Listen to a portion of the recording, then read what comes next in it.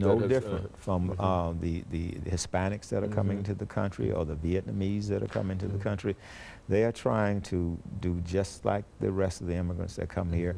They're trying to take advantage of the opportunities that exist in America, trying to become successful, keep their families together, educate their children, and make a contribution to the United States. You have Muslims now who are going into politics. For example, you know the story of Keith Ellison, the African-American from Minnesota, who was a representative from Minnesota and who was sworn in. He put his hand on the Quran that owned that was owned by Thomas Jefferson, and so you have you know, you have Muslims who are becoming very visible as judges, as politicians, as mathematicians and educators, and so Muslims are just now trying to embrace the idea that we are Americans. And in the past, you know, the Muslims were separatists. Almost forbidden to embrace the idea of being American. A lot of that separatist ideology came from, you know, the Nation of Islam for the most part, and to a certain extent from the Moorish Science Temple.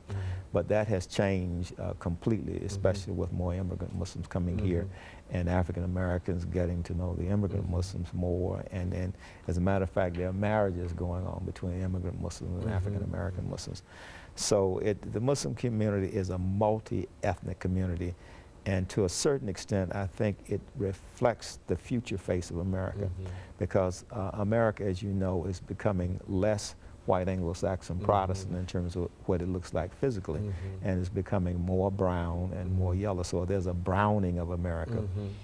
Texas, for example, is predominantly brown. California is predominantly brown. Florida is becoming that way. And so that's what America is going to look like. And I think with Barack Obama and what he's doing, he's sending a very good message.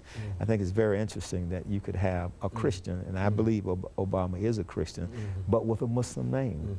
And at the same time, he can be mainstream and accepted by Americans, to the point where he just recently became the official candidate for the Democratic Party.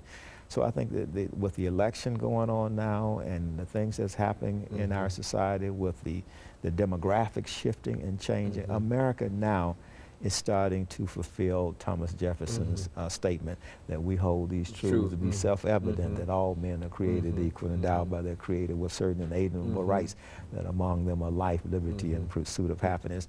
And these are very, very exciting times to be an American in the society. I mean, growing up in Alabama, when apartheid or white supremacy was very strong, and I know you grew up in a period of segregation in Arkansas and Jim Crow. I never thought I would live long enough to see America own up to its ideals, or measure up to its ideals in terms of its ideals of as a predominant Christian society and its ideals as a democratic society. And I think in the next generation or two, America is going to really become the American that Martin Luther King dreamed of in his famous "I Have a Dream" speech. You know.